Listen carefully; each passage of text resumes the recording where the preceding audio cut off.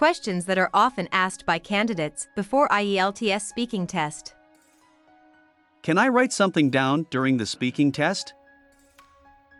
Only during part 2 of the speaking test, when you are planning your speech, can you take notes. Students are not allowed to take their notes with them after any part of the test. Do all examiners get the same training? Yes. This is needed to make sure that kids get fair scores. Examiners are constantly checked to make sure they are giving scores that meet the requirements and giving the test in the way that the people who made the test said they should. To become an examiner, you need to have a teaching degree and a lot of teaching experience. Examiners must also pass a course on how to do their jobs. During the speaking part, how fast do the examiners talk?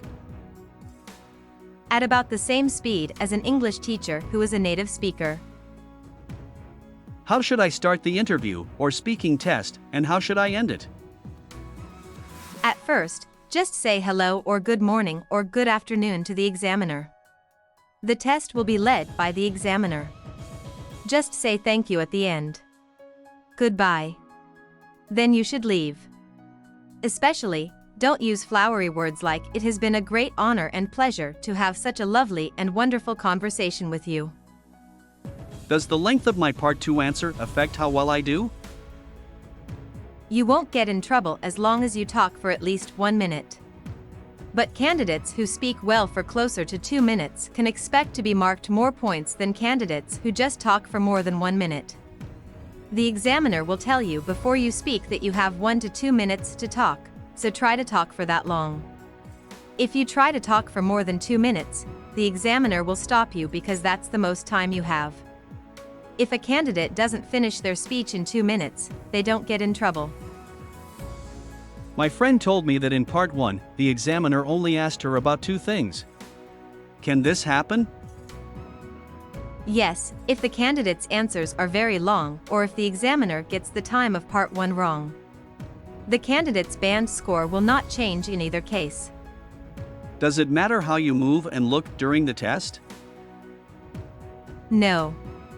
Examiners are taught to avoid body language and eye contact because they often come from a person's culture and don't show how well someone speaks English. Remember that the interview is taped and that any examiner who listens to the recording, for example, if a candidate asks for his or her score to be checked, will not be able to see the candidate's body language or level of eye contact. Can I ask the examiner questions during the test so that we can have a real conversation? Theoretically, candidates can ask examiners anything they want, but the examiner probably won't answer in more than a few words because it costs time. Examiners will definitely answer questions that ask them to repeat or reword questions. In part 1, the examiner can't change how the questions are worded in any way, so just ask them to repeat them. But in part 3, the examiner can change how the question is asked, so it might be better to ask the examiner to repeat. Don't ask the examiner things like "do you know?" or "have you heard of?" because these questions waste time and don't help your score. If I ask the examiner to speak more slowly, will this change my score? You can ask the examiner to speak more slowly, and it won't change your score in a direct way. But if the examiner is speaking very slowly, you won't have as much time to answer questions and demonstrate your command of the language. During part 2, can I use my own watch to time how long my speech is? Yes. It could help you know when you've been talking for more than a minute. But it could keep you from giving your speech. I wouldn't suggest wearing a watch for the whole test because it will be confusing for both you and the examiner.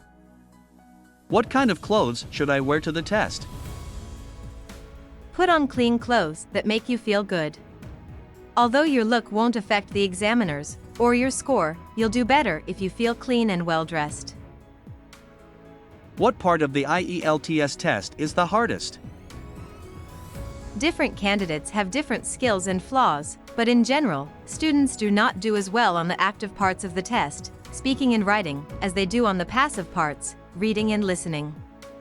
Most candidates say that part 3 of the speaking block is the hardest, which doesn't come as a surprise. Should I take a training to get ready for the IELTS before I take the test? If you take an IELTS prep course at a good school with teachers who know a lot about the test, you will learn the facts and skills you need to do well on the test. This can help you get a better band score, usually by 1 band. But an IELTS training is not the same as a regular English class. If you don't already know a decent amount of English when you start the IELTS study, it won't help you much. How do I know if a training school is good before I sign up? Find out about the teachers and what they have done in the past. A teacher who doesn't speak English as their first language should have already taken the test and gotten at least a band 7.5. How can they teach you to get a good score if they can't do it themselves? A good school will also have its teachers take the test so they know exactly how it is done. The school could also serve as an IELTS test center. Don't worry too much about whether or not a school is new or old. Be very wary of places that guarantee you a certain score. Also, be very wary of schools that say most, or all, of their candidates get good band scores, especially band 6.5 or above. Is it a good idea to memorize some answers from books before the test? Try to keep a basic idea on the point that needs to be touched in each topic or how to mold a story, since this is where you might get stuck as it's not necessary you will quickly grab the points that needs to said in the given time because of your nervousness or knowledge level in a particular topic. For the IELTS speaking test, how many words should I know? It's hard to say for sure, but I know many candidates who got good scores, 6+, even though they didn't have big vocabularies. This is because they could use simple words correctly and in different ways. Other candidates say they have bigger languages, but they can't use them, so they don't get the high scores they want. Will my British, Australian, or American accent or way of speaking English affect how well I do on the speaking test? Your score will only be affected if some of your speech is hard to understand because of your accent. It doesn't matter at all if you speak American, British, or Australian English. Keep in mind that the examiners come from all of these and many other places. Does it matter if I give a view with which the examiner disagrees? It doesn't matter if you agree with the examiner's personal point of view or not. Remember to, I, say what you mean clearly, 2, back up your point of view with facts, and 3, be ready to explain your point of view.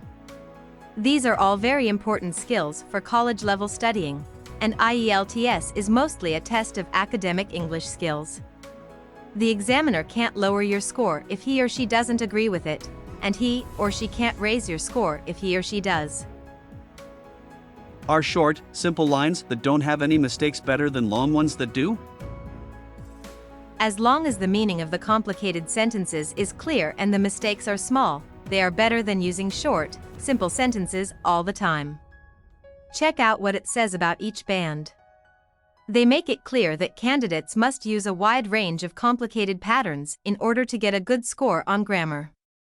During the test, you will have a lot of chances to show the examiner that you can use short, simple words correctly. Use as many complicated arrangements as you can when you can. In the speaking part, the examiner will use the criteria to judge how well I talk English. What if I'm great at one thing, like knowledge, but not so good at another, like grammar?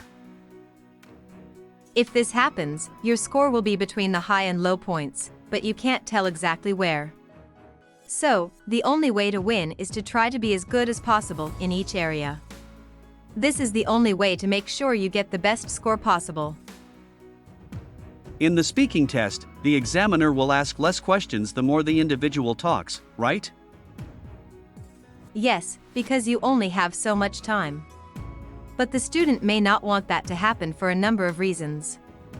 The first thing the examiner wants to know is if you can talk about more than 1 or 2 things. Second, you won't get a good score if all you do is talk and don't answer the question. Third, you might just be repeating yourself, which shows you don't know much English.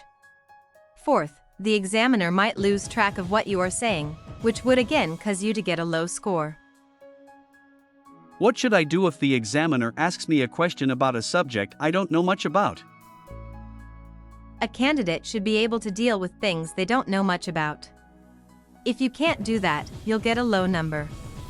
If someone asks you a question to which you really don't have a good answer, all you can do is say what you can to try to answer it, then wait for the next question and hope you can answer it better. Hope you liked our video. Please hit the like button and subscribe to our channel to keep us motivated.